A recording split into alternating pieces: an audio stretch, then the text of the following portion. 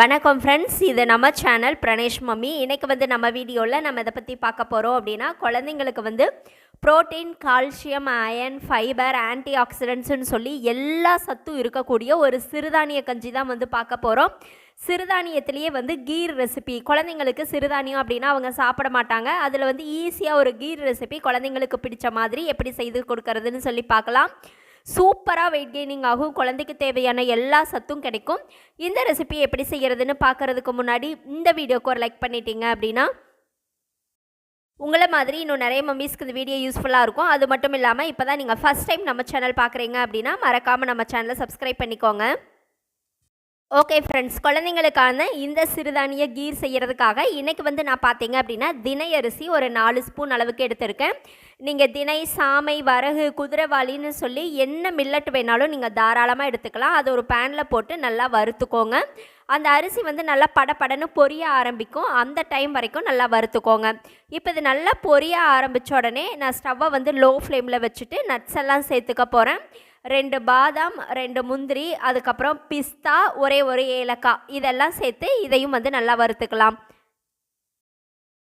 இந்த சிறுதானியத்தோட நம்ம வந்து நட்ஸும் சேர்த்து செய்யும்போது இன்னுமே ரொம்ப ஹெல்த்தியாக இருக்கும். குழந்தைங்களுடைய பிரெயின் அண்டு போன் டெவலப்மெண்ட்டுக்கு வந்து ரொம்ப யூஸ்ஃபுல்லாக இருக்கும். இப்போ நட்ஸும் வந்து நல்லா வறுபட்டு வந்த உடனே நம்ம ஸ்டவ் ஆஃப் பண்ணிவிட்டு இதை வந்து ஆற வச்சுக்கலாம்.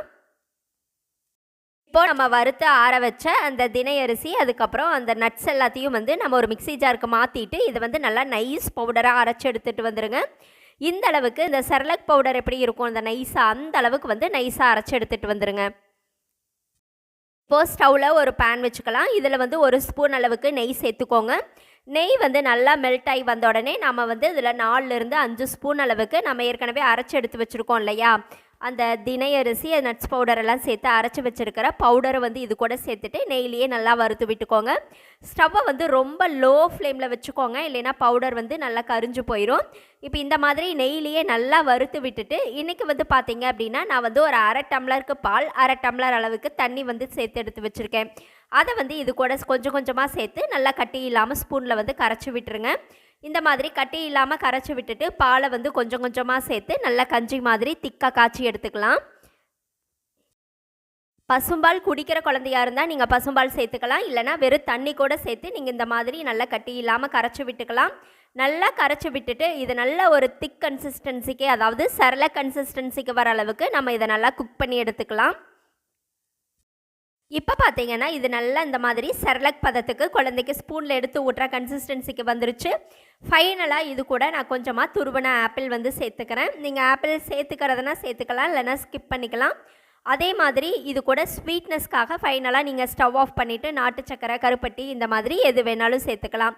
நான் வந்து ஆப்பிள் சேர்த்துருக்கிறதுனால அதில் இருக்கிற அந்த ஸ்வீட்னஸே போதுன்னு சொல்லி அப்படியே விட்டாச்சு.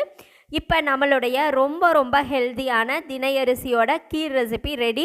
நீங்கள் மற்ற எந்த மில்லட் வேணாலும் சேர்த்து இதே மாதிரி கீராக குழந்தைங்களுக்கு அழகாக செய்து கொடுக்கலாம். இந்த ரெசிபி உங்களுக்கு பிடிச்சிருந்தது அப்படின்னா மறக்காமல் நம்ம சேனலை சப்ஸ்கிரைப் பண்ணுங்கள், லைக் பண்ணுங்கள். அதே மாதிரி உங்களுடைய கருத்துக்களையும் கமெண்ட்டில் சொல்லுங்கள். Thank you friends.